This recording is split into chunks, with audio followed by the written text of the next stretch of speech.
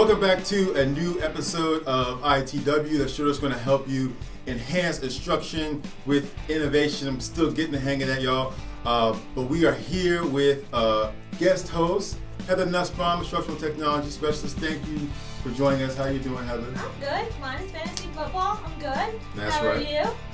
You know, I'm a little annoyed, to be perfectly honest with you. You know, one thing that really bothers me, I try to let a lot of things slip off my back. But when people don't come to work, when people don't show up, you know, that really annoys me. I don't get it. David, there's an APB out for David Casabecchia. Guys, if you see him, tell him I said, please come back to work. I don't know what the problem is. I don't know what I did to you. I'm sorry if it's the fantasy football thing. Look, I can't help that you guys are terrible. There's nothing I can do about that. But David, look, please come back to work. Come back to work. That's all I'm asking. All right. I mean, we miss David too, but let's talk about what's going to happen on this week's episode.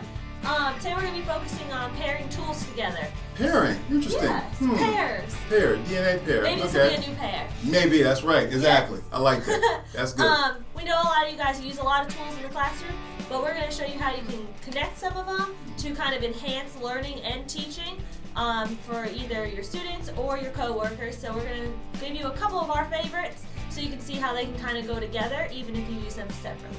Right. So stick around for this week's edition of ITW.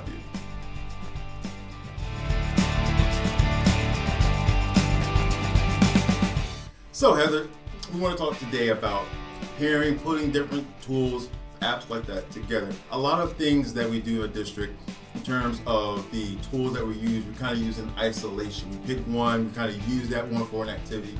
But we can pair two tools together and make a great presentation for our students or use it for instruction, things like that. So we wanted to share a few things that you guys can use to pair together in your classroom. So one that I like is Google Slides.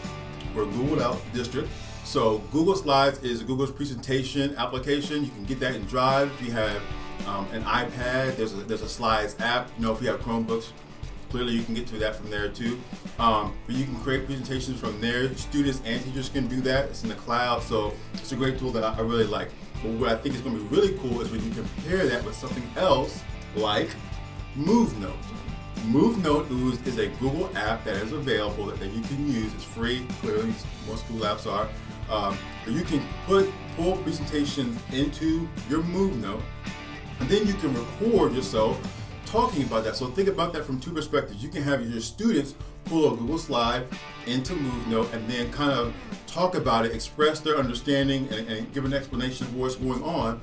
But on the other side of that, the teacher can do the same thing and use that to flip their classroom. There's a lot of possibilities that you have with MoveNote. I think it's really interesting. Google Slides and MoveNote, that's a good combination. That's just one that I really like and think could be really worth it. So I know you have one that you really like. Which one would you put Alright, together? so I have one that kind of goes together, like turkey and my grandma's stuffing. Oh man, I'm hungry now. That's what I want to see. So the turkey part is one of my favorite tools is EduCreations. It's a whiteboard app.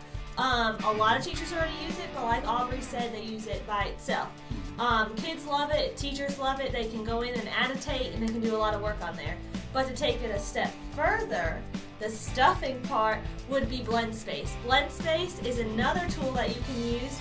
It can really do personalized learning because students can go and have different pathways to watch. So you can put your EduCreations video in there for certain kids and have them watch that. Or the kids could make one on their own and then put it together. So if you had different word problems and then the kids could all watch them, how their students solve that with them. Right, that's a good idea. I didn't think about, but BlendSpace, education is in BlendSpace, so she's onto something. So there's a lot of different options out there. Those are just a couple that we came up with. But you know, we're all about collaboration. We talked about pairing different things, so we don't want you just to watch this in isolation. We want you to share your tools too. So make sure if you're watching this video from our YouTube channel, make sure to put in the comments some tools that you like to pair together so we all can see some different ways where we can make the most out of the different applications and tools that are available. So the pairing devices, pairing tools is a great thing that you can do for not only for learning but also for instruction as well.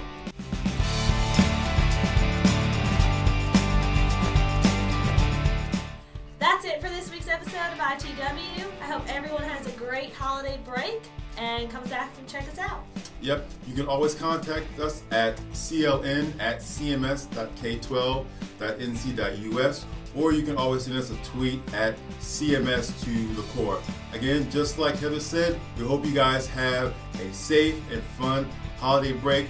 We won't be here next week, but we'll check us back in December when you get back from break for the next episode of ITW.